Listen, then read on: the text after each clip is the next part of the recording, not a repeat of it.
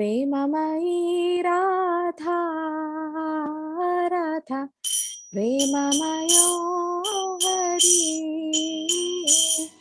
जीवने निधने नित्यं राधा कृष्ण गतिर्मम कृष्ण प्रेममयी राधा राधा प्रेममयो हरि जीवने निधने नित्यं राधा कृष्ण गतिर्मम कृष्ण प्रेममयी राधा राधा प्रेममयो हरि जीवने निधने नित्यं राधा कृष्ण गतिर्मम कृष्ण द्रविणं राधा राधा द्रविणं हरि जीवने निधने नित्यं राधा कृष्ण गतिर्मम कृष्ण स्याद्रविणं राधा राधा याद्रविणं हरि जीवने निधने नित्यं राधा कृष्ण गतिर्मम कृष्ण प्राणमयी राधा राधा प्राणमयो हरि जीवने निधने नित्यं राधा कृष्ण गतिर्मम कृष्ण प्राणमयी राधा राधा प्राणमयो हरि जीवने निधने नित्यं राधा कृष्ण गतिर्मम कृष्ण द्रवमयी राधा राधा द्रवमयो हरि जीवने निधने नित्यं राधा कृष्ण गतिर्मम कृष्ण द्रवमयी राधा राधा द्रवमयो हरि जीवने निधने नित्यं राधा कृष्ण गतिर्मम कृष्ण गेहे स्थिता राधा राधा गेहे स्थितो हरि जीवने निधने नित्यं राधा कृष्ण गतिर्मम कृष्ण गेहे स्थिता राधा राधा गेहे स्थितो हरि जीवने निधने नित्यं राधा कृष्ण गतिर्मम कृष्ण चित्तस्थिता राधा राधा चित्तस्थितो हरि जीवने निधने नित्यं राधा कृष्ण गतिर्मम कृष्ण चित्तस्थिता राधा राधा चित्तस्थितो हरि जीवने निधने नित्यं राधा कृष्ण गतिर्मम नीलाम्बरधर राधा पीताम्बरधरो हरि जीवने निधने नित्यं राधा कृष्ण गतिर्मम नीलाम्बरधर राधा पीताम्बरधरो हरि जीवने निधने नित्यं राधा कृष्ण गतिर्मम वृन्दावनेश्वरी राधा कृष्ण वृन्दावनेश्वरा जीवने निधने नित्यं राधा कृष्ण गतिर्मम वृन्दावनेश्वरी राधा कृष्ण वृन्दावनेश्वरा जीवने निधने नित्यं राधा कृष्ण गतिर्मम हरे कृष्णा कृष्णा कृष्णा हरे हरे हरे राम राम राम हरे हरे हरे कृष्णा कृष्णा कृष्णा हरे हरे हरे राम राम राम हरे हरे हरे कृष्णा कृष्णा कृष्णा हरे हरे हरे राम राम राम हरे हरे जय जय प्रभुपाद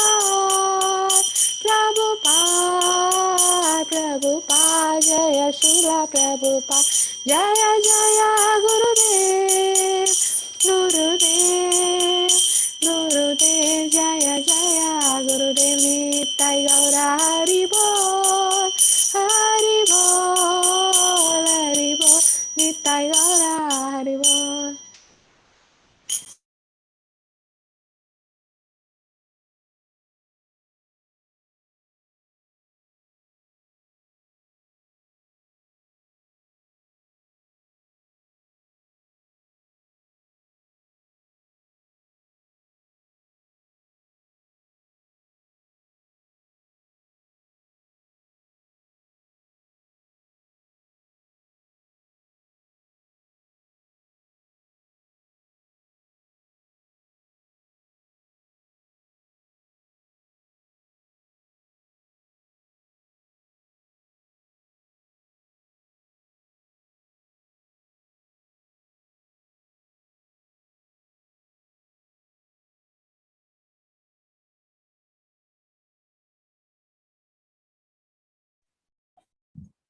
ഹരേ കൃഷ്ണ. ശ്രീ ശ്രീ രാധാഗോവിന്ദ മന്ദിർ ഇസ്കോൺ ബാംഗ്ലൂരിന്റെ ശ്രീമദ് ഭാഗവതം ക്ലാസ്സിലേക്ക് എല്ലാവർക്കും സ്വാഗതം. ഇന്ന് അധ്യായം 2 ശ്ലോകം 3. മജ്ഞാനതിമിരാന്ധസ്യാനനാഞ്ജനാശലാകയാ ചക്ഷുരുന്മീലിതം യേന തസ്മൈ ശ്രീഗുരുവേ നമഃ. ശ്രീചൈതന്യമനോഭീഷ്ടം സ്ഥാപിതം യേന ഭൂതലേ സ്വയം രൂപകഥാ മഹ്യം ദദാതി സുപദാൻ. വന്ദേഹം ശ്രീഗുരു ശ്രീയുതാപദകമലം ശ്രീഗുരു വൈഷ്ണവാംശ ശ്രീരൂപം സാഗ്രജാതം സഗണരഘുനാഥാന്വിതം തം സജീവം സാദ്വൈതം സാവധൂതം പരിജനസഹിതം കൃഷ്ണ ചൈതന്യദേവം ശ്രീരാധാകൃഷ്ണപാദാം സഗണലളിതാം ശ്രീവിശാഖാന്വിതാംശ. ഹേ കൃഷ്ണ കരുണാ സിന്ധോ ദീനബന്ധു ജഗത്പദേ ഗോപേശ ഗോപികാ കാന്ത രാധാ കാന്ത നമസ്തുതേ. തപ്ത കാഞ്ചന ഗൗരാംഗീ രാധേ വൃന്ദാവനേശ്വരി ഋഷഭാനുസുതേ ദേവി പ്രണമാമി ഹരിപ്രിയേ. വാഞ്ചകൽപതരൂപശ്ച കൃപാ സിന്ധുഭ്യേവ ച പതിതാനാം പാവനേഭ്യോ വൈഷ്ണവേഭ്യോ നമോ നമഃ. പഞ്ചതത്വാത്മകം കൃഷ്ണം ഭക്തരൂപാസ്വരൂപകം ഭക്താവതാരം ഭക്താഖ്യം നമാമി ഭക്തശക്തികം. നിത്യാനന്ദമഹം നവമി സർവാനന്ദകരം പരം ഹരിനാമപ്രദം ദേവം അവധൂത ശിരോമണി. നമോ മഹാവദന്യായ കൃഷ്ണ പ്രേമപ്രദായതേ കൃഷ്ണായ കൃഷ്ണ ചൈതന്യ നാമ്നേ ഗരുഷ നമഃ. നമോ വിഷ്ണുപാദായ കൃഷ്ണപൃഷ്ഠായ ഭൂതലേ ശ്രീമതേ ഭക്തിവേദാന്ത സ്വാമിനിധി നാമിനി. നമസ്തേ സരസ്വതേ ദേവി गौरवाणी प्रचारण निर्विशेष शून्यवादी पाश्चात्य देशधर्म। जय श्री कृष्ण चैतन्य प्रभु नित्यानंद श्री अद्वैत गदाधर श्रीवासादि गौर भक्त वृंदा। हरे कृष्णा कृष्ण कृष्ण हरे हरे, हरे राम राम राम हरे हरे। गुरु गौरचंद्राय राधिकाय तदालय कृष्णाय कृष्ण भक्ताय तद्भक्ताय नमो नमः। श्रील प्रभुपाद की जय, गुरु महाराज की जय। ओम नमो भगवते वासुदेवाय, ओम नमो भगवते वासुदेवाय, ओम नमो भगवते वासुदेवाय।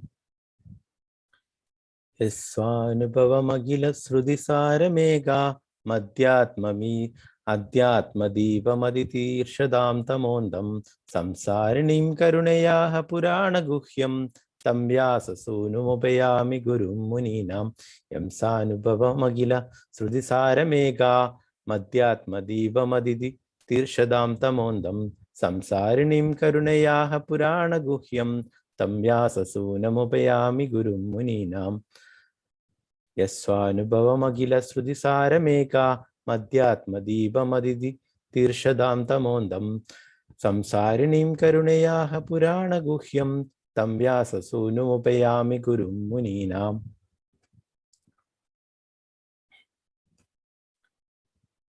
രണ്ട് മൂന്ന് പേർക്ക് ചൊല്ലാം.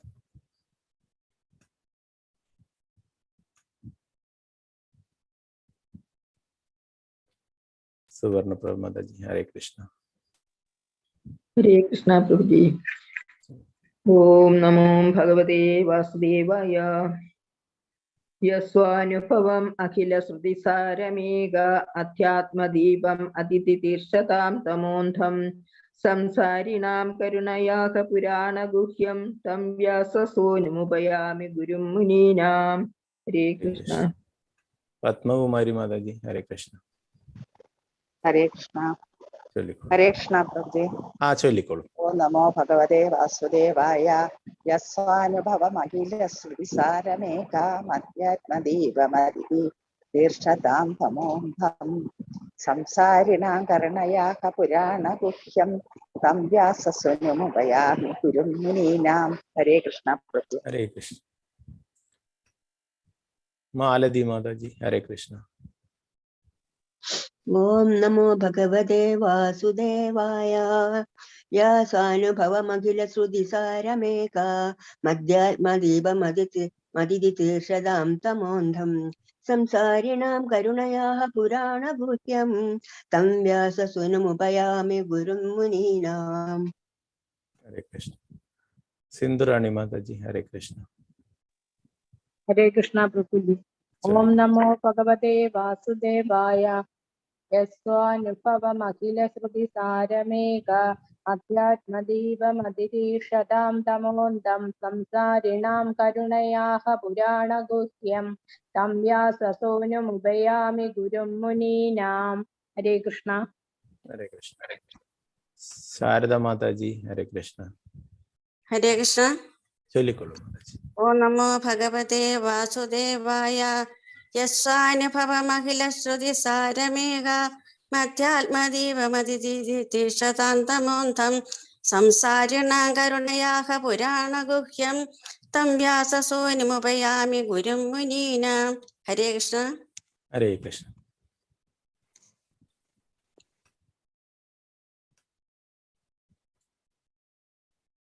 अल्ली माता जी। हरे कृष्ण। हरे कृष्ण प्रभु। चलो। यस्वानुभवमखिल श्रुतिसारमेकम् अध्यात्मदीपमदितीर्षतां तमोन्धं संसारिणां करुणयाः पुराणगुह्यं तं व्याससूनुमुपयामि गुरुं मुनीनां। हरे कृष्ण। हरे कृष्ण। अनिता माता जी। हरे कृष्ण। हरे कृष्णा। यस्वानुभवमखिल श्रुतिसारमेघम् अध्यात्मदीपमदितीर्षतां तमोन्धं संसारिणां करुणयाः पुराणगुह्यं तं व्याससूनुमुपयामि गुरुं मुनीनां। हरे कृष्णा। हरे कृष्ण।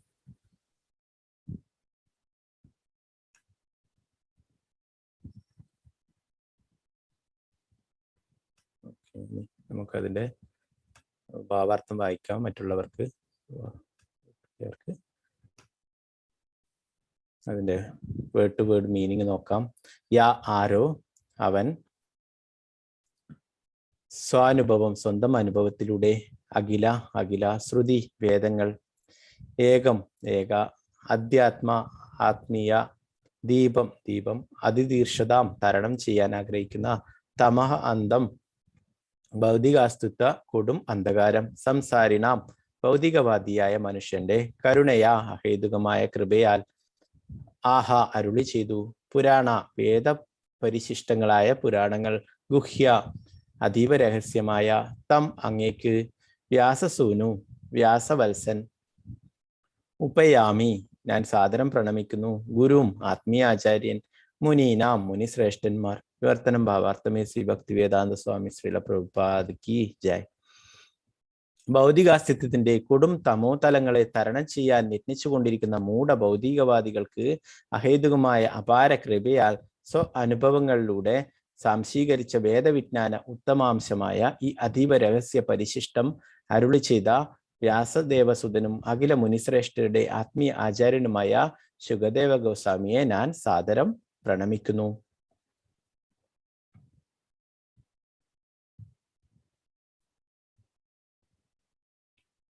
ഇതിന്റെ ഭാവാർത്ഥം വായിച്ചോളൂ.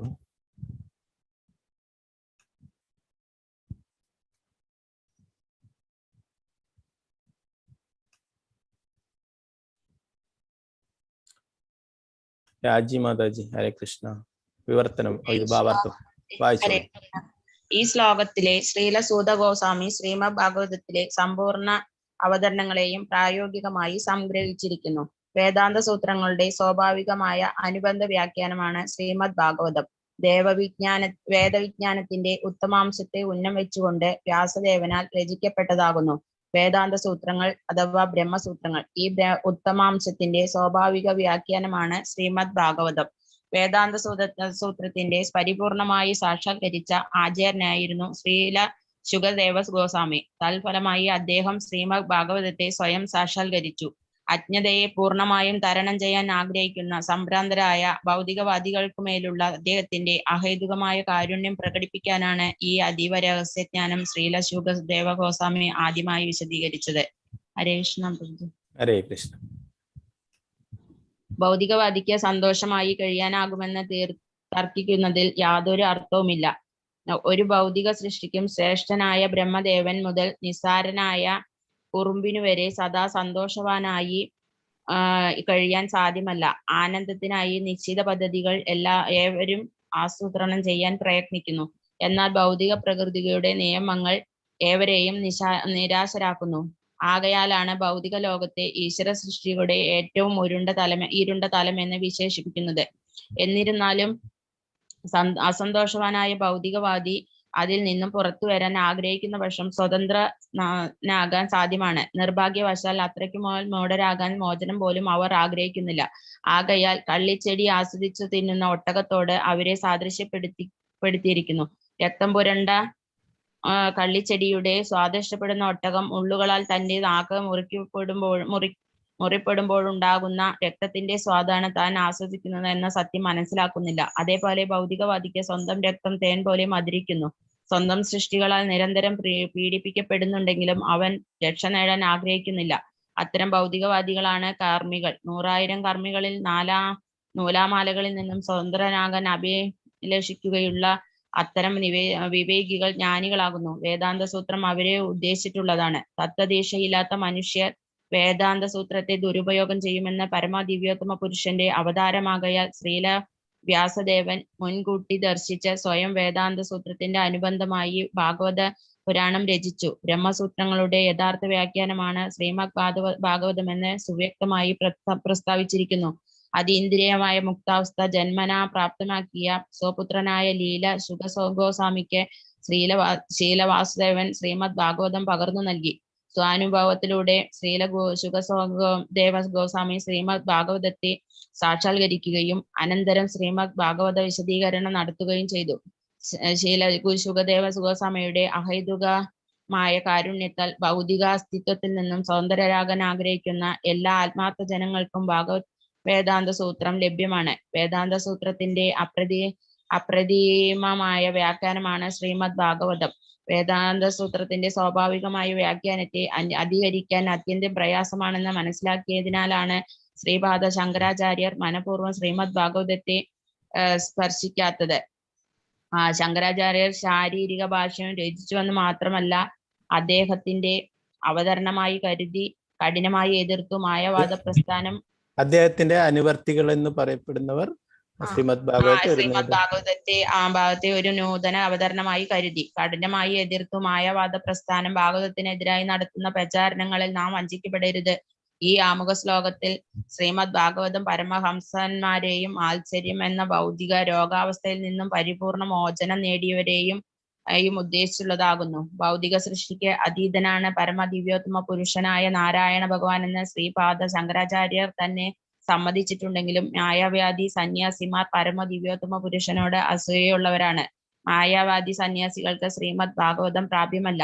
അസൂയയുള്ളവരാണ് മായാവാദി സന്യാസികൾക്ക് ശ്രീമദ് പ്രാപ്യമല്ല. എന്നാൽ ഭൗതിക അസ്തിത്വങ്ങളിൽ നിന്നും സ്വതന്ത്രമാകാൻ യഥാർത്ഥ ഔത്സുക്യമുള്ളവർ ശ്രീമദ് ഭാഗവതത്തെ ശരണം പ്രാപിക്കേണ്ടതാണ്. എന്തെന്നാൽ ശ്രീമദ് ഭാഗവതം ശ്രീല ശുകദേവ ഗോസ്വാമിയുടെ അധരങ്ങളിൽ നിന്നും ഉത്ഭവിച്ചതാണ്. അതീന്ദ്രമായ നിരപേക്ഷ സത്യത്തെ ബ്രഹ്മം, പരമാത്മാവ്, ഭഗവാൻ എന്നിങ്ങനെ പരിപൂർണമായി ദർശിക്കുവാൻ ശ്രീമദ് ഭാഗവതം ഒരാളെ കഴിവുള്ളവനാക്കി തീർക്കുന്നു. ഹരേ കൃഷ്ണ. ഹരേ കൃഷ്ണ.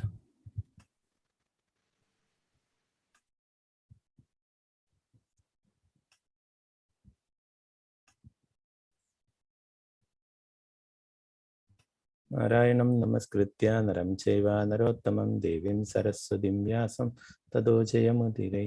നഷ്ടപ്രായേഷു ഭദ്രേഷു നിത്യം ഭാഗവത സേവയ ഭഗവതേ ഉത്തമ ശ്ലോകേ ഭക്തിർഭവതി നൈഷ്ഠികി. മുഖം കരോതി വാചാലം പങ്കും ലംഘയതേ ഗിരിം യത്കൃപാതമഹം വന്ദേ ശ്രീഗുരു ദീനധാരിണം പരമാനന്ദമാധവം ശ്രീചൈതന്യ ഈശ്വരം. നമോ വിഷ്ണുപാദായ കൃഷ്ണപൃഷ്ഠായ ഭൂതലേ ശ്രീമദേ ഭക്തിവേദാന്ത സ്വാമിന്യതി നാമിനെ. നമസ്തേ സാരസ്വതേ ദേവി ഗൗരവാണി പ്രചാരിണേ നിർവിശേഷ ശൂന്യവാദി പാശ്ചാത്യദേശധാരിണേ. ജയ ശ്രീകൃഷ്ണ ചൈതന്യ പ്രഭു നിത്യാനന്ദ ശ്രീ അദ്വൈത ഗദാധര ശ്രീവാസാദി ഗൗരഭക്തവൃന്ദ. ഹരേ കൃഷ്ണ കൃഷ്ണ കൃഷ്ണ ഹരേ ഹരേ, ഹരേ രാമ രാമ രാമ ഹരേ ഹരേ.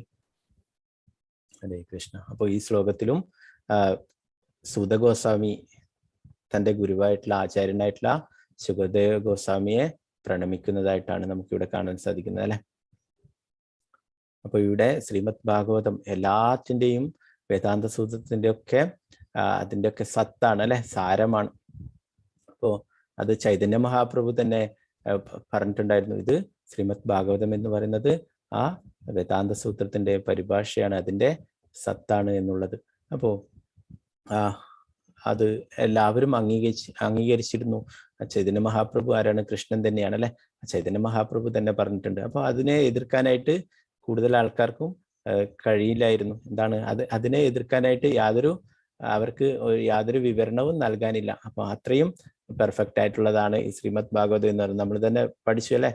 വ്യാസദേവന് എല്ലാ പുരാണങ്ങളും എല്ലാ ഉപനിഷത്തുക്കളും ഒക്കെ എഴുതിയിട്ടും യാതൊരു യഥാർത്ഥ സന്തോഷം ലഭിക്കുകയുണ്ടായില്ല, അല്ലെ. അപ്പോഴാണ് നാരദ മുനി തന്നെ വന്നിട്ട് പറയുന്നത്, അല്ലെ, ഇത്രയും കാലം എഴുതിയതിലൊന്നും ഭഗവാനെ കുറിച്ചും ഭഗവാന്റെ ലീലകളെ കുറിച്ചും ഭഗവാന്റെ ഭക്തന്മാരെ കുറിച്ചും ഒന്നും പൂർണ്ണമായിട്ടും എഴുതിയിട്ടില്ല, അല്ലെ. അങ്ങനെയാണ് ശ്രീമദ് ഭാഗവതം എഴുതുന്നത്, അല്ലെ.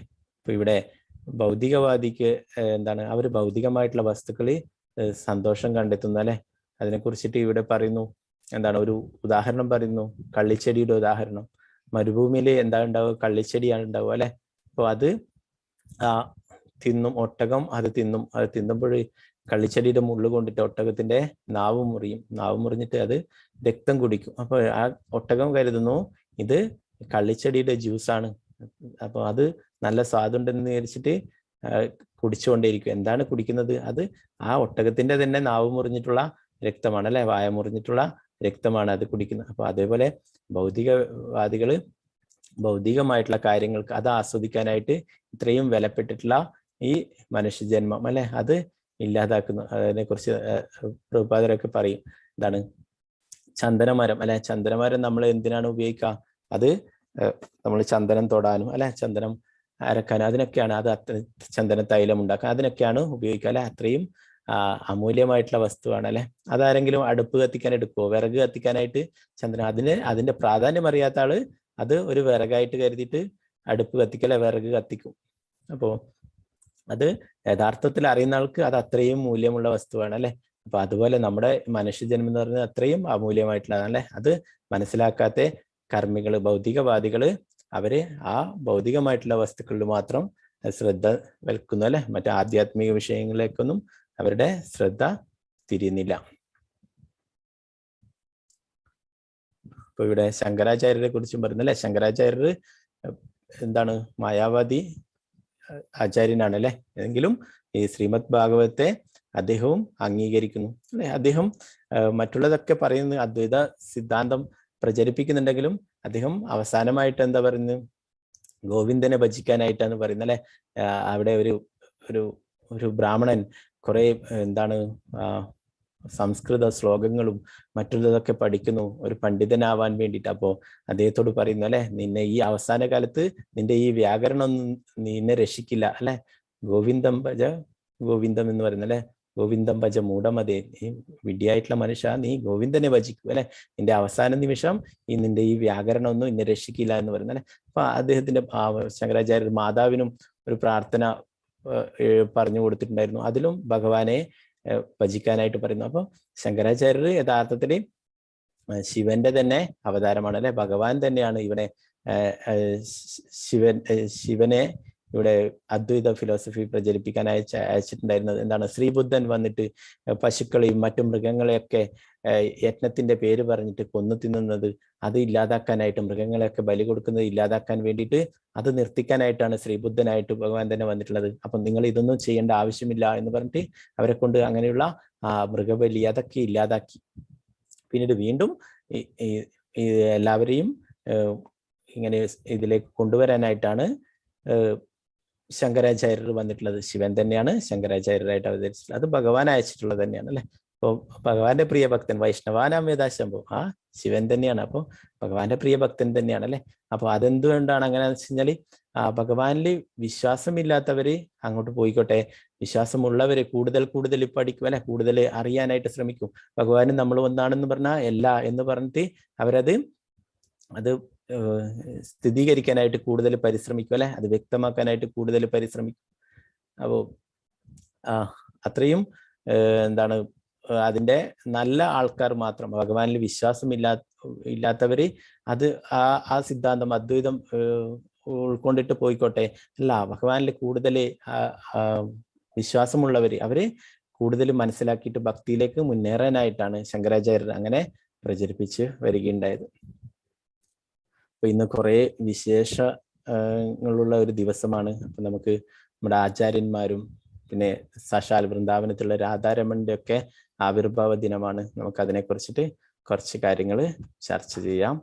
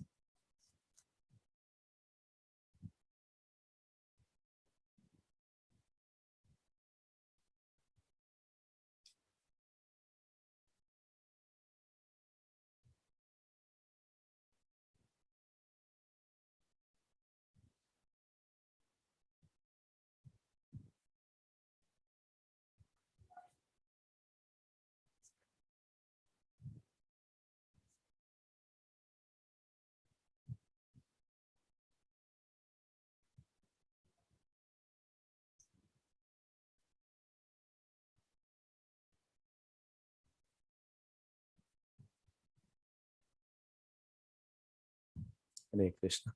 നമ്മുടെ പരമ്പരയിൽ വരുന്ന ആചാര്യന്മാരാണ് ഗോപാൽ ഭട്ട് ഗോസ്വാമി, ഷഡ് ഗോസ്വാമിമാർ വൃന്ദാവനത്തിലുള്ള അല്ലെ. അപ്പൊ ആ ഷഡ് ഗോസ്വാമിമാരിലെ ഗോപാൽ ഭട്ട് ഗോസ്വാമി പൂജിച്ചിട്ടുള്ളതാണ് രാധാരമൺ വിഗ്രഹം വൃന്ദാവനത്തിൽ പോയവർക്ക് അറിയാം. രാധാരമൺ ക്ഷേത്രത്തിൽ ആ ഭഗവാന്റെ മനോഹരമായിട്ടുള്ള വിഗ്രഹമുണ്ട്, രാധാരമൺ. അപ്പൊ അതിൽ കാണാം നിങ്ങൾക്ക് പല്ലും നഖവും എല്ലാം അതിൽ കാണാൻ സാധിക്കും. അപ്പോൾ ഇത് ഭഗവാന്റെ സ്വയം ഭൂവിഗ്രഹമാണ്. ഭഗവാൻ തന്നെ സ്വയം സാലഗ്രാം ശിലയിൽ വെച്ചിട്ട് അവതരിച്ചിട്ടുള്ളതാണ്. ഇപ്പൊ ഗോപാൽ ഭട്ട ഗോസ്വാമി എന്ന് പറയുന്നത് സൗത്ത് ഇന്ത്യയിലുള്ള ഒരു ബ്രാഹ്മണ കുടുംബത്തിലാണ് ജനിച്ചിട്ടുണ്ടായിരുന്നത്. ചൈതന്യ മഹാപ്രഭു ചാതുർമാസ്യക്കാലം ഈ ഗോപാൽ ഭട്ട് ഗോസ്വാമിയുടെ വീട്ടിൽ താമസിക്കുന്നുണ്ടായി. അദ്ദേഹത്തിന്റെ പിതാവിന്റെ പേര് വെങ്കടഭട്ടാണ്. വെങ്കടഭട്ടിന്റെ മകനാണ് ഈ ഗോപാൽ. അപ്പോൾ ചെറിയ വയസ്സായിരുന്നു അന്ന്. കുട്ടിയായിരിക്കുന്ന ആ ഗോപാലിനെ ചൈതന്യ മഹാപ്രഭു സാക്ഷാൽ ഭഗവാൻ തന്നെ മടിയിലെടുത്തിരുത്തിയിട്ട് എന്താണ് അതിനെ കുറെ കാര്യങ്ങളൊക്കെ പറഞ്ഞു കൊടുക്കുകയുണ്ടായി. പിന്നീട് അദ്ദേഹത്തിന്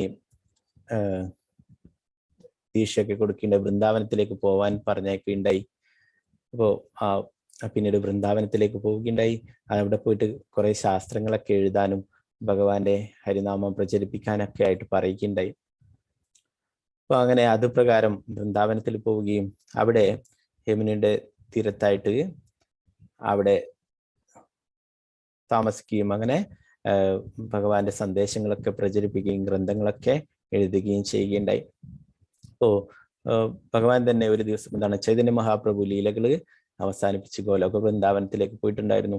അപ്പോഴേ ആ ചൈതന്യ മഹാപ്രഭുവിന്റെ ഒക്കെ ആ വിരഹത്തില് കൂടുതൽ ഭഗവാനെ കാണണമെന്ന് ആഗ്രഹിച്ചു. അങ്ങനെ ഭഗവാൻ തന്നെ സ്വപ്നത്തിൽ പറഞ്ഞു, നിനക്കങ്ങനെ എന്നെ നേരിട്ട് കാണണമെങ്കിൽ നീ നേപ്പാളിലെ ഗന്ധക നദിയിലേക്ക് വരാനായിട്ട് പറയുകയുണ്ടായി. അപ്പൊ അത് പ്രകാരം ഗോപാൽ ഭട്ട ഗോസ്വാമി അവിടെ നേപ്പാളിലെ ഗന്ധകി നദിയിലേക്ക് പോവുകയുണ്ടായി. അവിടെ സ്നാനം ചെയ്തു. അതിന് പൂജകൾ അർപ്പിക്കാനായിട്ട് അദ്ദേഹത്തിന്റെ കയ്യിലുള്ള ആ പാത്രത്തില് വെള്ളം കോരിയിട്ട് അത് സമർപ്പിക്കുക അല്ലെ. ഗംഗയിലൊക്കെ നമ്മൾ ഗംഗാ പൂജയൊക്കെ ചെയ്യാൻ അവിടെ നിന്ന് തന്നെ വെള്ളം എടുത്തിട്ട് സമർപ്പിക്കുക. അങ്ങനെ കുളിച്ചിട്ട് അങ്ങനെ വെള്ളം അതിൽ കോരിയപ്പോൾ അതിൻ്റെ അകത്ത് സാലഗ്രാം ശിലകൾ വരികയുണ്ടായി. അത് തിരിച്ച് ആ നദിയിൽ തന്നെ ഇട്ടു. എനിക്കിതൊന്നും പൂജിക്കാനുള്ള യോഗ്യതയില്ല എന്ന് പറഞ്ഞിട്ട് അത് അവിടെ തന്നെ തിരിച്ചിട്ടു. വീണ്ടും മുങ്ങി നിവർന്നപ്പോൾ വീണ്ടും അതുപോലെ തന്നെ ആ സാലഗ്രാം ശിലകൾ ഉണ്ടായി. വീണ്ടും അത് ആ നദിയിൽ തന്നെ നിക്ഷേപിച്ചു. എനിക്ക് ഇതൊന്നും തൊടേണ്ട യോഗ്യതയില്ല എന്ന് പറഞ്ഞിട്ട്. അപ്പോൾ വീണ്ടും മൂന്നാമതും അതുപോലെ തന്നെ മുങ്ങി നിവർന്നപ്പോൾ വീണ്ടും ആ സാലഗ്രാം ശിലകള് അതിൽ തന്നെ ഉണ്ടായിരുന്നു. അപ്പോൾ ഗോപാൽ ഭട്ട് വിചാരിച്ചു, ഇത് ഭഗവാന്റെ നിശ്ചയമായിരിക്കും, ഭഗവാൻ എൻ്റെ കൂടെ വരാനായിട്ട് ആഗ്രഹിക്കുന്നുണ്ടാവും എന്ന് കരുതിയിട്ട് ആ 12 സാലഗ്രാം ശിലകൾ ഉണ്ടായിരുന്നു. അപ്പൊ അതും എടുത്തിട്ട് വീണ്ടും വൃന്ദാവനത്തിലേക്ക് യാത്രയായി. അപ്പോൾ അവരൊക്കെ ഗോസ്വാമിമാരൊക്കെ ഒരു മരത്തിന്റെ അടിയിലൊക്കെയാണ് കഴിയുക. ഒരു 2-3 ദിവസമേ ഒരു മരത്തിന്റെ അടിയിൽ കഴിയുക. എന്താണ്, അതിനോട് പോലും അറ്റാച്ച്മെന്റ് ആവും ആ സ്ഥലത്തോട്. ഇപ്പൊ പിന്നീട് വേറൊരു മരത്തിന്റെ അങ്ങനെ കഴിയുന്നവരാണ് ഈ ഗോസ്വാമിമാരൊക്കെ. എല്ലാറ്റിനും ഭൗതികമായിട്ടുള്ള എല്ലാ ആഗ്രഹങ്ങളും നിർത്തിയിട്ട് അങ്ങനെ അവിടെ ഗോപാൽ ഭട്ട് ഗോസ്വാമിക്ക് വേറൊന്നും ഉണ്ടായില്ല. ഒരു നല്ല ശുദ്ധമായിട്ടുള്ള തുണിയിൽ ആ സാലഗ്രാം ശിലകളൊക്കെ പൊതിഞ്ഞിട്ട് സൂക്ഷിക്കും. യമുനയിൽ വെള്ളം കൊണ്ടുവന്നിട്ട് അതൊക്കെ അഭിഷേകം ചെയ്യും. അങ്ങനെ ചെയ്തുകൊണ്ടേയിരുന്നു.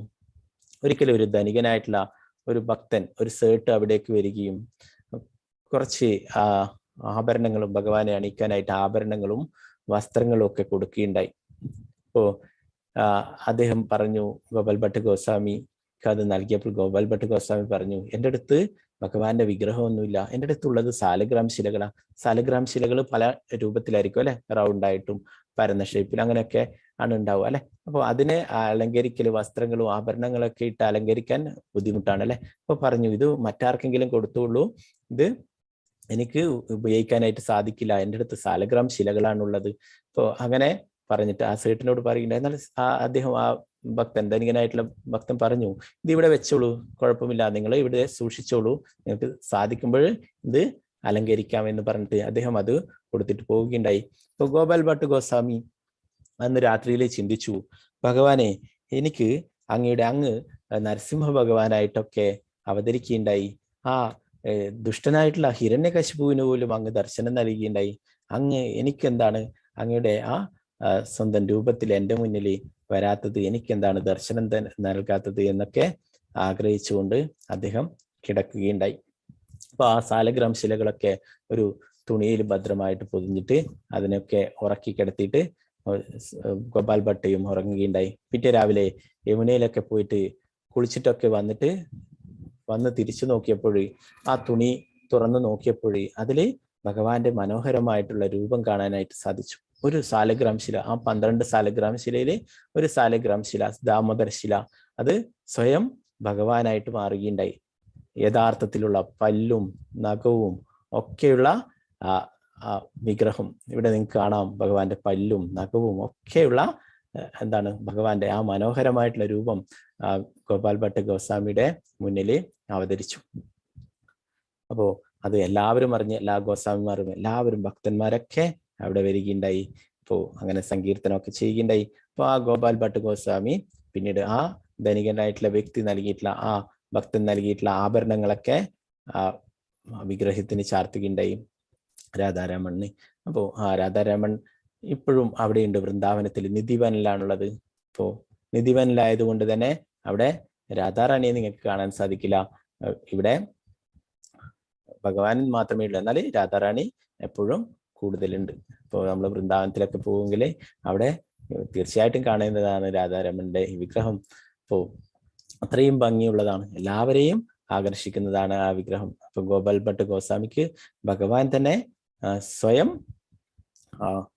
രൂപമായിട്ട് അവിടേക്ക് വന്നിട്ടുള്ളതാണ്. അപ്പോൾ അത് ഇപ്പോഴും അവിടെയുണ്ട്. അവിടെ ഗോപാൽ ഭട്ട ഗോസ്വാമിയുടെ സമാധിയുണ്ട്. ആ ക്ഷേത്രത്തിന് പുറകിലായിട്ട് അവിടെ 11 സാലഗ്രാം ശിലകൾ ഇപ്പോഴും അവിടെ സൂക്ഷിച്ചു വെച്ചിരിക്കുന്നു. അവിടെ ഗോപാൽ ഭട്ട ഗോസ്വാമി അന്ന് ഭഗവാന് നിവേദ്യങ്ങൾ തയ്യാറാക്കിയിട്ടുള്ള അടുപ്പ് ഇന്നും കത്തുന്നു. നമുക്ക് ദിവസേന കുക്ക് ചെയ്യേണ്ടിക്ക് നമ്മളൊക്കെ ദിവസം അടുപ്പായാലും സ്റ്റൗ ആയാലും ഒക്കെ ദിവസം കത്തിക്കണം അല്ലെ. എന്നാലും ഗോപാൽ ഭട്ട ഗോസ്വാമി അത്രയും വർഷങ്ങൾക്ക് 500 വർഷങ്ങൾക്ക് മുന്നേ ആ കൊടുത്തു വെച്ചിട്ടുള്ള ആ തീ, അടുപ്പിലെ തീ ഇന്നും അതുപോലെ തന്നെ ഉണ്ട്. അവിടെയാണ് ഭഗവാന് നിവേദ്യങ്ങളൊക്കെ ഉണ്ടാക്കുന്നത്. അപ്പോൾ ആ ഗോപാൽ ഭട്ട ഗോസ്വാമി അവിടെ ഭഗവാനെ പ്രാർത്ഥിച്ചുകൊണ്ട് കഴിഞ്ഞിട്ടുള്ള ആ മരമൊക്കെ ഇപ്പോഴും അവിടെയുണ്ട്. അപ്പോൾ അതൊക്കെ നമുക്ക് അവിടെ പോയാൽ കാണാൻ പറ്റും ഗോപാൽ ഭട്ട ഗോസ്വാമിയുടെ. അപ്പോൾ ഭഗവാൻ ഒരു ഭക്തന് വേണ്ടിയിട്ട് അവിടെ അവതരിക്കുകയുണ്ടായി അല്ലെ. നമ്മൾ ആ ഉടുപ്പി ശ്രീകൃഷ്ണ ഭഗവാനെ കുറിച്ചൊക്കെ പറഞ്ഞത്. അപ്പോൾ ഇതൊക്കെ എന്താണ്, ഒരു സാലഗ്രാം ശില, അത് നിസാരമായിട്ടുള്ള ഒരു വസ്തുവല്ല, അത് സാക്ഷാൽ ഭഗവാൻ തന്നെയാണ് അല്ലെ. അത് ആ ഗോപാൽ ഭട്ട ഗോസ്വാമിയുടെ മുന്നിൽ അങ്ങനെ അവതരിക്കുകയുണ്ടായി ഭഗവാൻ.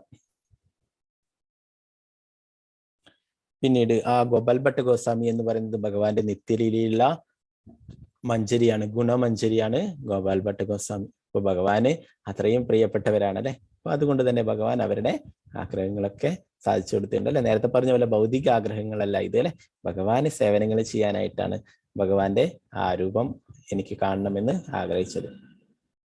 പിന്നീട് വേറെയും വിശേഷണങ്ങളുണ്ട്. ഇന്ന് മാധവേന്ദ്രപുരി, നമ്മുടെ പരമ്പരയിലെ ബ്രഹ്മ മധുഗൗഡ് സമ്പ്രദായ പരമ്പരയിലെ 20ാമത്തെ ആചാര്യനാണ് മാധവേന്ദ്രപുരി. നിത്യാനന്ദ പ്രഭുവിന്റെയും ചൈതന്യ മഹാപ്രഭുവിന്റെ ഒക്കെ ഗുരുവാണ് മാധവേന്ദ്രപുരി. ആ മാധവേന്ദ്രപുരിയുടെ ആവിർഭാവ ദിനമാണ്, അദ്ദേഹത്തിന്റെ അപ്പിയറൻസ് ഡേ ആണ്. അപ്പോൾ ആ മാധവേന്ദ്രപുരിയുടെ ലീലകളെ കുറിച്ചിട്ട് നമ്മൾ ഭഗവത്ഗീത ക്ലാസ്സിലൊക്കെ കുറച്ചൊക്കെ ചർച്ച ചെയ്തിട്ടുണ്ട് അല്ലെ. ആ മാധവേന്ദ്രപുരി ഗോവർദ്ധനത്തില്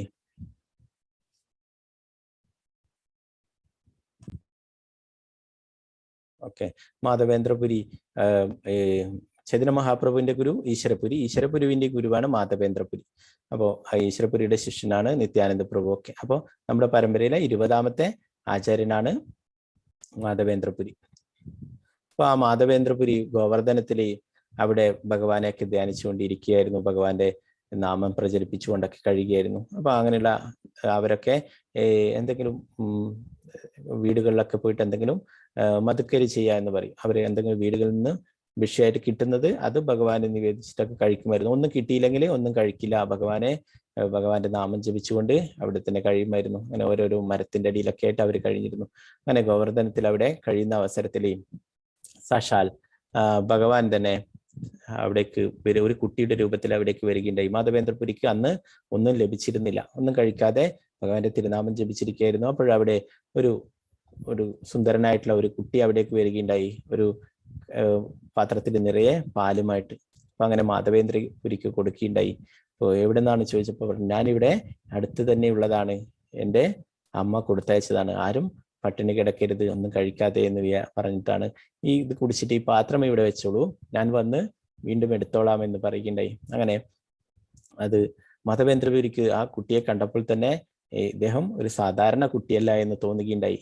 എന്നാൽ അത് അദ്ദേഹത്തിന് പൂർണ്ണമായിട്ടും ഉറപ്പിക്കാൻ സാധിച്ചില്ല ഭഗവാനാണോ എന്നുള്ളത്. അത് പിന്നീട് രാത്രിയിലെ ഇതിനെക്കുറിച്ച് തന്നെ ഈ കുട്ടിയെ തന്നെ ഓർത്തുകൊണ്ട് മാധവേന്ദ്രപുരി കിടന്നു.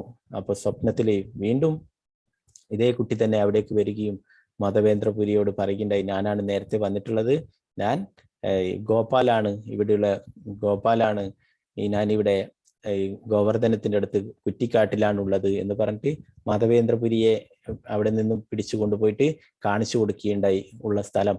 പറഞ്ഞു, എന്നെ ഇവിടെ നിന്നും എടുത്തിട്ട് ഗോവർദ്ധനത്തിന്റെ മുകളില് ക്ഷേത്രമുണ്ടാക്കിയിട്ട് അവിടെ പ്രതിഷ്ഠിക്കണം, ഞാൻ സാക്ഷാൽ ശ്രീകൃഷ്ണ ഭഗവാൻ തന്നെ, ഗോപാൽ തന്നെയാണെന്ന് പറയുകയുണ്ടായി. അപ്പൊ പണ്ട് മുഗളന്മാരൊക്കെ ആക്രമിക്കുന്ന സമയത്ത് അവിടെ രാജാക്കന്മാരും മറ്റു ബ്രാഹ്മണരൊക്കെ എന്നെ ഇവിടെ മൂടി വെച്ചിട്ടാണ് ഉണ്ടായിരുന്നത്. അപ്പൊ ഇതിന്റെ ഉള്ളിൽ എനിക്ക് ഭയങ്കര ചൂടാണ്, അതുകൊണ്ട് ഇവിടുന്ന് പുറത്തെടുക്കണം എന്ന് പറഞ്ഞു. അപ്പൊ വൃന്ദാവനത്തിൽ പോയവർക്കൊക്കെ അറിയാം അല്ലെ, ചൂടാവുമ്പോൾ വളരെ ചൂടായിരിക്കും. മെയ്, ജൂൺ, ജൂലൈ മാസങ്ങളിലൊക്കെ അല്ലെ. തണുപ്പാവുമ്പോൾ ഒക്ടോബർ, നവംബർ ഒക്കെ ആകുമ്പോൾ അത്രയും കഠിന തണുപ്പായിരിക്കും. അപ്പം വെയിലും ചൂടും തണുപ്പും ഒക്കെ കൊണ്ടിട്ട് എനിക്കിവിടെ കഴിയാൻ സാധിക്കുന്നില്ല. അതുകൊണ്ട് ഗോവർദ്ധനത്തിന്റെ മുകളിലായിട്ട് എനിക്കൊരു ക്ഷേത്രം നിർമ്മിച്ച് അവിടെ എന്നെ പ്രതിഷ്ഠിക്കണം എന്ന് പറയുണ്ടായി. അപ്പോൾ പിന്നീട് രാവിലെ മാധവേന്ദ്രപുരി സ്വപ്നത്തിൽ ഉണർന്നപ്പോൾ ഇതൊക്കെ ഓർമ്മ വന്നു. അപ്പോൾ അതുപ്രകാരം അവിടെയുള്ള ഭക്തന്മാരെയൊക്കെ കൂട്ടിയിട്ട് അങ്ങനെ ആ മാധവേന്ദ്രപുരിക്ക് കാണിച്ചു കൊടുത്തിട്ടുള്ള ആ കുറ്റിക്കാട്ടിൽ പോയിട്ട് അവിടെ നിന്ന് വിഗ്രഹം എടുക്കുകയുണ്ടായി ഗോപാലിന്റെ. അത് ഗോവർദ്ധനത്തിന്റെ മുകളിലായിട്ട് പ്രതിഷ്ഠിക്കുകയുണ്ടായി.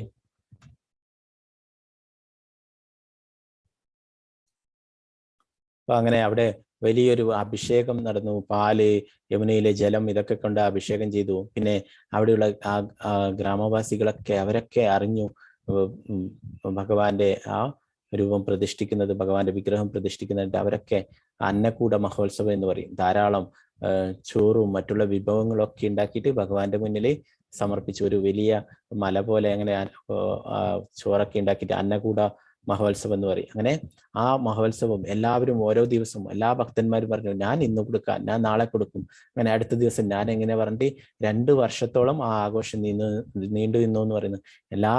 എല്ലാ ദിവസവും ഓരോരോ ഭക്തന്മാരുടെ വകയായിട്ട് അന്നകൂട മഹോത്സവം നടത്തുകയുണ്ടായി. പിന്നീട് ഭഗവാൻ തന്നെ അദ്ദേഹത്തിന്റെ സ്വപ്നത്തിൽ വന്നിട്ട് പറഞ്ഞു, എനിക്ക് ഭയങ്കര ചൂടാണ് ഇവിടെ, അതുകൊണ്ട് നീ മലയചന്ദനം, ഒറീസയിൽ പോയിട്ട് മലയചന്ദനം ശേഖരിച്ചിട്ട് എനിക്ക് ചാർത്തണം, അത് എൻ്റെ മേലെയൊക്കെ ശരീരത്തിലൊക്കെ തേക്കണം എന്ന് പറയുകയുണ്ടായി. അപ്പൊ അത് പ്രകാരം ആ മലയചന്ദനം ശേഖരിക്കാനായിട്ട് മാധവേന്ദ്രപുരി ഒറീസയിലെ രമുണ എന്ന സ്ഥലത്തേക്ക് പോവുകയുണ്ടായി. അപ്പോ അവിടെ വെച്ചിട്ട് അവിടെ ഗോപിനാഥ ക്ഷേത്രമുണ്ട്, അവിടെ അദ്ദേഹം സന്ദർശിക്കുകയുണ്ടായി.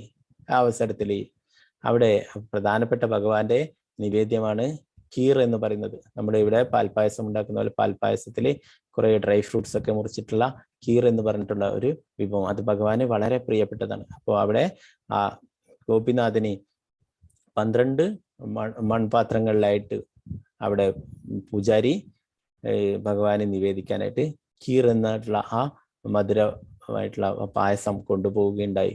അപ്പോൾ മാധവേന്ദ്രപുരി വിചാരിച്ചു, ഇതെങ്ങനെയാണ് ഉണ്ടാക്കുന്നത്, ഇതിനെന്തായിരിക്കും ടേസ്റ്റ്, ഇത് എൻ്റെ ഗോപാലിനും ഉണ്ടാക്കി കൊടുക്കണമായിരുന്നു, ഇതെങ്ങനെയാണ് ഇതിൻ്റെ ടേസ്റ്റ് എന്നൊക്കെ അറിഞ്ഞാൽ എന്ന് ആഗ്രഹിച്ചു. അപ്പോ അതെന്താണ്, ഭഗവാന് നിവേദ്യങ്ങൾ കൊണ്ടുപോകുമ്പോഴാണ് അങ്ങനെ ഓർത്തത്. അപ്പൊ പിന്നീട് മാധവേന്ദ്രപുരി തന്നെ വിചാരിച്ചു, ഞാൻ എന്തൊരു തെറ്റാ ചെയ്തത്, ഗോപിനാഥനെ നിവേദിക്കാൻ കൊണ്ടുപോകുന്നതിന്റെ മുകളിൽ ഞാൻ അതിൻ്റെ അകത്ത് മനസ്സ് വെച്ചോ, ഞാൻ അത് ആഗ്രഹിച്ചോ. അപ്പൊ ഭഗവാനെ അദ്ദേഹത്തിന്റെ ഗോപാലിന് ഉണ്ടാക്കി കൊടുക്കാൻ വേണ്ടിയിട്ടാണ് ആഗ്രഹിച്ചത്, അദ്ദേഹത്തിന് കഴിക്കാനല്ല. എങ്കിലും അത് ഗോപിനാഥന് നിവേദിക്കുന്നതിന്റെ മുന്നേ ഞാൻ അങ്ങനെ ആഗ്രഹിച്ചു പോയല്ലോ എന്നൊക്കെ വിചാരിച്ചിട്ട് അവിടെ വിട്ടിട്ട് അവിടുന്ന് പോകാൻ തുടങ്ങി. ഞാൻ എന്തൊരു തെറ്റാണ് ചെയ്തത് എന്നൊക്കെ പറഞ്ഞിട്ട്. അപ്പൊ നമ്മുടെ ഇസ്കോൺ ക്ഷേത്രങ്ങളിലൊക്കെ ഇപ്പോഴും നിവേദ്യങ്ങളൊക്കെ സമർപ്പിക്കുന്നത് നിങ്ങൾ കണ്ടിട്ടുണ്ടാവും. അത് തുണിയിലൊക്കെ മൂടിയിട്ടാണ് ഭഗവാനെ നിവേദിക്കുക. അപ്പോൾ അത് മറ്റുള്ള അവരൊക്കെ കണ്ടിട്ട് അത് ഇതാവരുത്, ഭഗവാനാണ് ഫസ്റ്റ് ഇതാക്കേണ്ടത് അല്ലെ. അപ്പൊ അതിന് വേണ്ടിയിട്ട് അങ്ങനെ ചെയ്യുന്നു. അപ്പൊ അങ്ങനെ അതില് ദുഃഖിതനായിട്ട് അവിടെ നിന്ന് വിട്ടുപോവുകയുണ്ടായി. അപ്പോ ഈ ഇതൊക്കെ അവിടെ ഭഗവാനെ നിവേദിച്ച് ആ പൂജാരി 12 പാത്രങ്ങളിലായിട്ട് നിവേദിച്ചു. അപ്പൊ അദ്ദേഹം അത് വീണ്ടും തിരിച്ച് എടുത്തു. ഭഗവാൻ കഴിച്ചതിന് ശേഷം തിരിച്ചെടുത്തു. അപ്പോൾ എത്ര പാത്രമുണ്ടെന്ന് അദ്ദേഹത്തിന് മനസ്സിലായില്ല. അദ്ദേഹം 12 എണ്ണം തന്നെ ഉണ്ടെന്ന് വിചാരിച്ചിട്ട് തിരിച്ചെടുക്കുകയുണ്ടായി. എന്നാൽ രാത്രിയിൽ അദ്ദേഹത്തിന്റെ സ്വപ്നത്തിൽ വരികയുണ്ടായി, പൂജാരിയുടെ സ്വപ്നത്തിൽ വരികയുണ്ടായി, നീ ഒരു നേരത്തെ ഓഫർ ചെയ്തതിൽ ഒരു പാത്രം ഞാനിവിടെ മാറ്റി വെച്ചിട്ടുണ്ട്, ഒരു പാത്രം ആ പായസം എൻ്റെ വിഗ്രഹത്തിന്റെ പുറകിലായിട്ടുണ്ട്, നീ അത് എടുത്തുകൊണ്ട് പോയിട്ട് മാധവേന്ദ്രപുരിക്ക് കൊടുക്കണമെന്ന് പറഞ്ഞു. നീ മാർക്കറ്റിൽ പോയിട്ട് ഉറക്കെ വിളിച്ചു ചോദിക്കണം, ആരാണ് മാധവേന്ദ്രപുരി, ആ മാധവേന്ദ്രപുരിക്ക് ഗോപിനാഥൻ ഒരു പ്രസാദം കൊടുത്തയച്ചിട്ടുണ്ട്, അത് സ്വീകരിക്കണം, ആരാണ് എന്ന് ഉറക്കെ വിളിച്ചു ചോദിക്കണം എന്ന് പറയുകയുണ്ടായി. അപ്പൊ അത് പ്രകാരം പൂജാരി പിറ്റേ ദിവസം അവിടേക്ക് ആ മാർക്കറ്റിൽ പോയിട്ട് അവിടെ ഉറക്കെ വിളിച്ച് ചോദിക്കാൻ തുടങ്ങി, അവിടെ ആരാണ് മാധവേന്ദ്രപുരി, എവിടെയാണുള്ളത്, കീർച്ചോർ ഗോപിനാഥ് കീർ നിനക്കായിട്ട് മാറ്റിവെച്ചിട്ടുണ്ട്, ആ പായസം പ്രസാദം നിനക്കായി മാറ്റിവെച്ചിട്ടുണ്ട്, നീ എവിടെയുള്ളതാണ്, ഗോപിനാഥൻ തന്നെ സ്വയം നിനക്കായി എടുത്തു വെച്ചിട്ടുണ്ട്, ആ പായസം കഴിക്കണം നീ എന്നൊക്കെ പറഞ്ഞിട്ട് ഉറക്കെ വിളിച്ച് പറയാൻ തുടങ്ങി. അപ്പോൾ എല്ലാവരും കേൾക്കാൻ തുടങ്ങി ഇത്. അപ്പോൾ മാധവേന്ദ്രപുരിയും ഇത് കേൾക്കുകയുണ്ടായി. അപ്പോൾ ഉടനെ പൂജാരിയുടെ അടുത്ത് പോവുകയും അങ്ങനെ ക്ഷേത്രത്തിലേക്ക് പോവുകയുണ്ടായി. അപ്പൊ എല്ലാവർക്കും വളരെ മാധവേന്ദ്രപുരി എല്ലാവരും നമസ്കരിക്കാൻ തുടങ്ങി. എന്താണ്, ഭഗവാൻ തന്നെ സ്വയം പ്രസാദം എടുത്തിട്ട് മാറ്റി വെച്ചു അല്ലെ. അപ്പൊ അങ്ങനെ ആ പ്രസാദം കൊടുക്കുകയുണ്ടായി. ഭഗവാൻ മാറ്റിവെച്ചിട്ടുള്ള ആ കീർ, ആ പായസം കൊടുക്കുകയുണ്ടായി. മാധവേന്ദ്രപുരി അത് കഴിച്ചു, ആ പായസം കഴിച്ചു. അത് വെച്ചിട്ടുള്ള ആ മൺകുടം അത് ഭഗവാൻ തൊട്ടിട്ടുള്ളതാണ് അല്ലെ, ഭഗവാന്റെ കൈ സ്പർശിച്ചിട്ടുള്ള ആ മൺകലം അത് ചെറിയ ചെറിയ പൊടിയാക്കിയിട്ട് അതുകൂടി കഴിക്കാൻ തുടങ്ങി മാധവേന്ദ്രപുരി. അപ്പൊ അതൊക്കെ കഴിഞ്ഞിട്ട് പിന്നീട് അദ്ദേഹം ആ മലയചന്ദ്രൻ തേടിയിട്ട് പോവുകയുണ്ടായി. അവിടെ മലയചന്ദ്രൻ തേടിയിട്ട് ജഗന്നാഥപുരിയിലേക്ക് പോവുകയുണ്ടായി. അപ്പോൾ എല്ലാവരും ഈ മാധവേന്ദ്രപുരിയെ കുറിച്ച് അറിഞ്ഞു. അങ്ങനെ അവരൊക്കെ ചന്ദനമൊക്കെ ശേഖരിച്ചു വെച്ചിരുന്നു. ഇതെടുത്തിട്ട് പോയാൽ മതി എന്ന് പറഞ്ഞിട്ട് അതിന് സഹായത്തിന് മറ്റുള്ളവരെയൊക്കെ അയക്കുകയുണ്ടായി. അങ്ങനെ വരുന്ന വഴിയിൽ വീണ്ടും ആ ഗോപിനാഥന്റെ അടുത്ത് വരികയുണ്ടായി. അപ്പോൾ ആ ഗോപിനാഥന്റെ അടുത്ത് അദ്ദേഹം വിശ്രമിക്കുന്ന അവസരത്തിൽ സ്വപ്നത്തിൽ വീണ്ടും അദ്ദേഹത്തിന്റെ ആ ഗോപാൽ വരികയുണ്ടായി. ഗോപാൽ പറഞ്ഞു, ഞാൻ തന്നെയാണ് ഇവിടെയുള്ളത് ഗോപിനാഥനായിട്ടും, അതുകൊണ്ട് നീ ഒരു കാര്യം ചെയ്യൂ, ഈ ഗോപിനാഥന് ചന്ദനം ചാർത്തിയാൽ മതി, അന്നേരം എനിക്ക് ഗോവർദ്ധനത്തിലും എനിക്കും തണുപ്പ് കിട്ടും, അതുകൊണ്ട് നീ ഇവിടെയുള്ള ഈ ഗോപിനാഥ വിഗ്രഹത്തില് ചന്ദനം ചാർത്താനായിട്ട് പറഞ്ഞു. അപ്പോഴത്തേക്ക് ഈ ഗോപിനാഥന്റെ പേര് എല്ലായിടത്തും പ്രശസ്തിയായി. എന്താണ്, ആ വിഗ്രഹത്തിന്റെ പേര് തന്നെ ആ പൂജാരി മാറ്റിക്കുകയുണ്ടായി, കീർച്ചോർ ഗോപിനാഥ്. കീർ എന്ന് പറഞ്ഞു കഴിഞ്ഞാൽ ആ പായസം, ചോർ എന്ന് പറഞ്ഞു കഴിഞ്ഞാല് മോഷ്ടിക്കുക അല്ലെ. അപ്പോൾ ആ പായസം മോഷ്ടിച്ചു ഭക്തന് വേണ്ടിയിട്ട്. അപ്പോൾ ഇന്നും അറിയപ്പെടുന്നു കീർച്ചോർ ഗോപിനാഥ് എന്ന പേരില്. അപ്പൊ അങ്ങനെ ആ പൂജാരിയോട് പറയുകയുണ്ടായി, എന്റെ സ്വപ്നത്തില് ഗോപാൽ വന്ന് പറഞ്ഞു ഇവിടത്തെ ഗോപിനാഥനെ ചന്ദനം ചാർത്താനായിട്ട് പറയുകയുണ്ടായി. അപ്പൊ അത്രയും കൂടുതൽ ചന്ദനമൊക്കെ ശേഖരിച്ച് വൃന്ദാവനത്തിലെത്തല് വളരെ പ്രയാസമാണ് അല്ലെ. അപ്പൊ ഭഗവാൻ തന്നെ കാരുണ്യം കാണിക്കും. ഭഗവാൻ പറഞ്ഞു ഇവിടെ ചാർത്തിയാൽ തന്നെ എനിക്ക് അത് ലഭിക്കും ഗോവർദ്ധനത്തിൽ എന്ന് പറയുകയുണ്ടായി. അപ്പൊ നമുക്കിപ്പോഴും ഗോവർദ്ധന പരിക്രമം ചെയ്യുമ്പോൾ നമുക്ക് അവിടെ കാണാൻ സാധിക്കും ശ്രീനാഥ്ജി വിഗ്രഹം, അവിടെ ഗോവർദ്ധനം ഉയർത്തിപ്പിടിക്കുന്ന രൂപത്തിലുള്ള ഭഗവാന്റെ വിഗ്രഹം. അപ്പോൾ ആ ഗോവർദ്ധനത്തിന്റെ മുകളിൽ ഭക്തന്മാര് കയറില്ല അല്ലെ. അത് ഗോവർദ്ധനം എന്ന് പറയുന്നത് ഭഗവാൻ തന്നെയാണ്. അതുകൊണ്ട് പിന്നീട് ഒരിക്കല് അവിടെ ഗോപാൽ തന്നെ പൂജാരിയുടെ സ്വപ്നത്തിൽ വന്നിട്ട് താഴേക്ക് ഇറക്കണമെന്ന് പറയുകയുണ്ടായി. അതിന്റെ പ്രകാരം താഴെ ക്ഷേത്രം നിർമ്മിച്ച് ശ്രീനാഥ്ജി എന്ന പേരിൽ അവിടെ അറിയപ്പെടുന്ന ശ്രീനാഥ്ജി മന്ദിർ എന്ന പേരിൽ അങ്ങനെ ചൈതന്യ മഹാപ്രഭു ദർശനമെടുക്കുകയുണ്ടായി. അപ്പോ അതിന്റെ ഇതായിട്ടാണ് അനുസ്മരിച്ചുകൊണ്ടാണ് ഇന്നും ചന്ദനയാത്ര, ചന്ദനം ചാർത്തുന്നതൊക്കെ. ഭഗവാന്റെ ആ ഈ ചൂട് സമയത്ത് മെയ് ജൂൺ മാസങ്ങളിലൊക്കെ ആ ചൂടിൽ നിന്നും ശമനം ലഭിക്കാനായിട്ട് ചന്ദനം ചാർത്തുന്നു ഭഗവാന്റെ വിഗ്രഹങ്ങളിലൊക്കെ. 21 ദിവസം അക്ഷയ തൃതീയ മുതൽ 21 ദിവസം ഇങ്ങനെ ഭഗവാന് ചന്ദനം ചാർത്തുന്നു. പിന്നീട് വേറൊരു വേഗത്തിൽ പറഞ്ഞു പോവാം, ഒരു ചെറിയ കാര്യം കൂടി. നമ്മുടെ ആ പരമ്പരയിൽ വരുന്ന വേറൊരു ആചാര്യനാണ് ശ്രീനിവാസ ആചാര്യ. അദ്ദേഹം ജീവഗോസ്വാമിയുടെ ഗോപാൽ ഭട്ട ഗോസ്വാമിയുടെ നിന്നാണ് ദീക്ഷ എടുത്തിട്ടുണ്ടായിരുന്നത്. പിന്നീട് ജീവഗോസ്വാമിയെ ശിക്ഷാഗുരുവായി സ്വീകരിച്ചിട്ട് ഈ കൃഷ്ണാബോധമൊക്കെ പ്രചരിപ്പിക്കുകയുണ്ടായി. 3 പേരാണ് അന്ന് കൃഷ്ണാബോധം പ്രചരിപ്പിക്കാനായിട്ട് മുന്നിട്ട് നിന്നിരുന്നത് നരോത്തമ ദാസ് താക്കൂർ, ശ്രീനിവാസ ആചാര്യ, ശ്യാമാനന്ദ പണ്ഡിറ്റ്. ഇവരാണ് എല്ലാ സ്ഥലങ്ങളിലും പോയിട്ട്, എല്ലാ സംസ്ഥാനങ്ങളിലും പോയിട്ട് കൃഷ്ണാബോധം ഒക്കെ പ്രചരിപ്പിക്കുകയുണ്ടായിരുന്നത്. അപ്പോൾ ആ മഹാപ്രഭുവിന്റെ പ്രത്യേക കാരുണ്യം ലഭിച്ചിട്ടുള്ള വ്യക്തിയായിരുന്നു ശ്രീനിവാസ ആചാര്യ. അദ്ദേഹം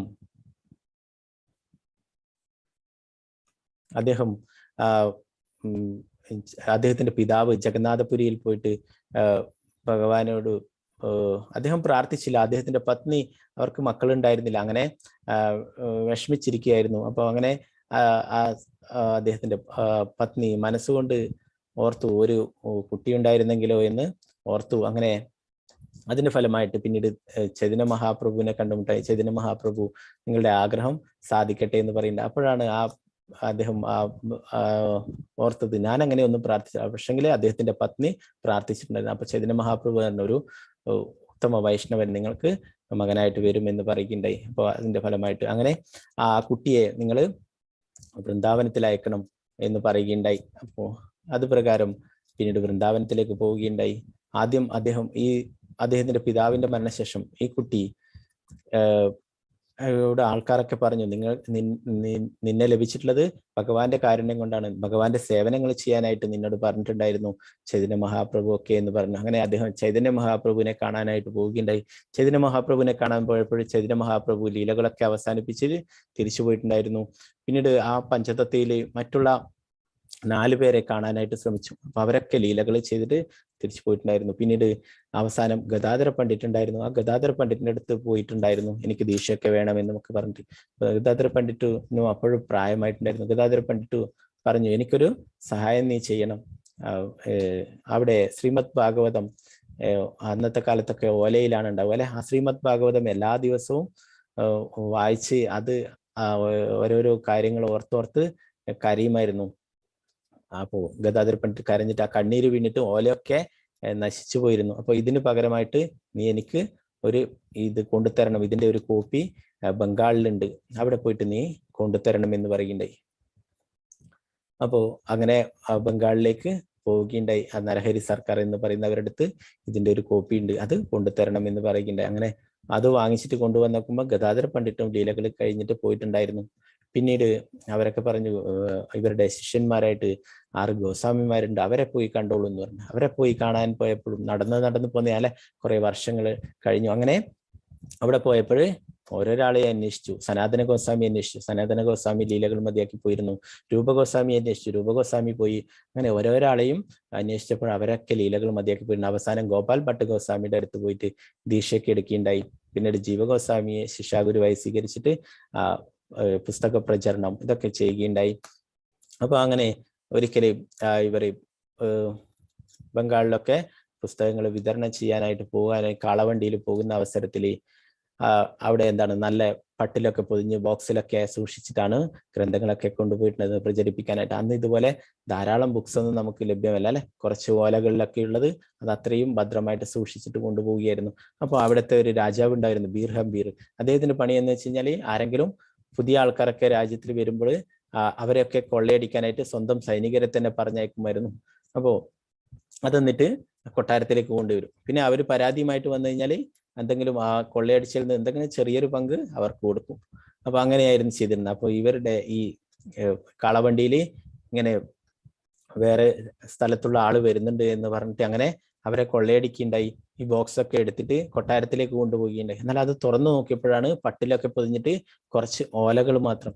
ആ രാജാവ് ചിന്തിച്ചു, ഇത്രയും അമൂല്യമായിട്ട് ഇങ്ങനെ പാക്കൊക്കെ ചെയ്ത് വരണ്ടെങ്കിൽ ഇത് അത്രയും അമൂല്യമായിട്ടുള്ള വസ്തുവാണ്, എന്താണ് ഇത് എന്ന് അന്വേഷിക്കാനായിട്ട് നോക്കി. എന്നാൽ അവിടെയുള്ള പണ്ഡിതന്മാർക്കൊന്നും ഇതിന്റെ അർത്ഥമൊന്നും അവർക്ക് കണ്ടുപിടിക്കാൻ കഴിഞ്ഞില്ല. അപ്പൊ എല്ലാ ആഴ്ചയിലും എല്ലാ ദിവസവും അങ്ങനെയുള്ള പണ്ഡിതന്മാരൊക്കെ ഒത്തുകൂടുമായിരുന്നു കാര്യങ്ങളൊക്കെ ചർച്ച ചെയ്യാൻ. അങ്ങനെ രാജാവ് വിളംബരം ചെയ്യുകയുണ്ടായി, എല്ലാവരെയും ക്ഷണിക്കുന്നു കൊട്ടാരത്തില് ഇങ്ങനെയുള്ള കാര്യങ്ങളൊക്കെ ചർച്ച ചെയ്യാനായിട്ട് എന്ന് പറഞ്ഞിട്ട് അനൗൺസ് ചെയ്യുകയുണ്ടായി. അപ്പൊ ഇദ്ദേഹം കേൾക്കുകയുണ്ടായി, ശ്രീനിവാസ ആചാര്യ കേൾക്കുകയുണ്ടായി. അപ്പൊ അങ്ങനെ ശ്രീനിവാസ ആചാര്യം അവിടേക്ക് പോവുകയുണ്ടായി.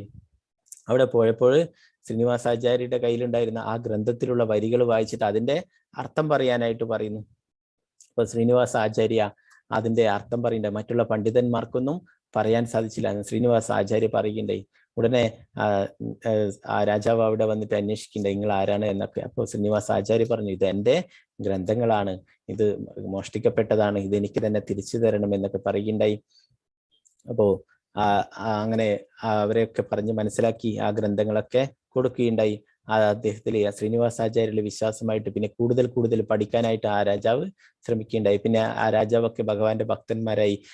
ആയിരക്കണക്കിന് ആൾക്കാരും ആ രാജാവിന്റെ കീഴിലുള്ള ആയിരക്കണക്കിന് ആൾക്കാരും ഭഗവാന്റെ പ്രിയ ഭക്തന്മാരാകുകയുണ്ടായി. അപ്പോൾ അങ്ങനെ എത്രയോ ആൾക്കാരെ കൃഷ്ണാബോധവാന്മാരാക്കിയിട്ടുള്ളതാണ് ശ്രീനിവാസ ആചാര്യൊക്കെ. ആ പരമ്പരയിൽ വരുന്ന ആചാര്യനാണ്. അപ്പൊ അദ്ദേഹത്തിന്റെ അപ്പിയറൻസ് ഡേ ആണ്. അപ്പൊ അവരെയൊക്കെ നമ്മുടെ അങ്ങനെയുള്ള ആചാര്യന്മാരെയൊക്കെ അന്നേ ദിവസം ഓർക്കുകയാണെങ്കിൽ അവരുടെ കാരുണ്യം നമുക്ക് ലഭിക്കും, നമുക്ക് ഭക്തിയിൽ ഉയരാനൊക്കെ സാധിക്കും. അപ്പൊ നമുക്ക് എല്ലാവർക്കും അങ്ങനെയുള്ള ആചാര്യന്മാരുടെയൊക്കെ കാരുണ്യം ഉണ്ടാവട്ടെ. മാധവേന്ദ്രപുരി, ശ്രീനിവാസ ആചാര്യ, പിന്നീട് ഭഗവാൻ തന്നെ രാധാരമൺജി എന്ന് വിശേഷപ്പെട്ട ദിവസമാണ്. അതുകൊണ്ടാണ് ഈ കാര്യങ്ങൾ എടുത്തിട്ട് നാളെ മുതൽ നമുക്ക് ഭാഗവതത്തിന്റെ കൂടുതൽ ശ്ലോകങ്ങൾ എടുക്കാം. അപ്പോൾ വീർ ഹംബീറിന്റെ ഒക്കെ സമാധി ഇന്നും വൃന്ദാവനത്തിൽ പോയി കഴിഞ്ഞാൽ നമുക്ക് അവിടെ പുഷ്പസമാധി ഉണ്ട്. വീർ ഹംബീറിന്റെയും അദ്ദേഹത്തിന്റെ പത്നിയുടെ ഒക്കെ പുഷ്പസമാധി വൃന്ദാവനത്തിലുണ്ട്. അപ്പോൾ പിന്നീട് ഭഗവാന്റെ പരിശുദ്ധ ഭക്തനായിട്ട് അദ്ദേഹം മാറുകയുണ്ടായി. ഹരേ കൃഷ്ണ കൃഷ്ണ കൃഷ്ണ ഹരേ ഹരേ, ഹരേ രാമ ഹരേ